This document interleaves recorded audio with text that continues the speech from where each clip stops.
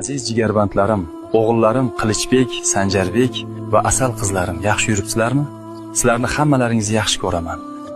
O'g'lim Qilichbek, men kabi katta hofiz bo'libsan juda xursand bo'ldim. Ot o'rnini toy bosar deganlaridek, o'g'lim martabang baland, el ichida aziz bo'lib yurgin. Farzandlarim, hammalaringni birdek yaxshi ko'raman. O'g'illarim, mendan keyin Habiba onalaringni qadriga yetinglar, hurmatini joyiga qo'yinglar. Tez-tez ikkita non ko'tarib, hol-ahvolini so'rab turinglar. Mehribon ayolim Habibaxon, mendan keyin ro'zg'or tashvishlari bilan qiynalib qolmadingmi? Bilaman, meni juda sog'ingansiz. Seni qattiq sog'indim.